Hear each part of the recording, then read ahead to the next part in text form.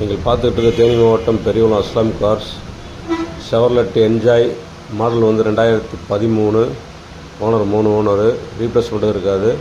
Option வந்து AC, power sharing, power window, top AC, reverse camera வந்துடும். 4 tyre ஒரு 80% இருக்கும். Insurance live.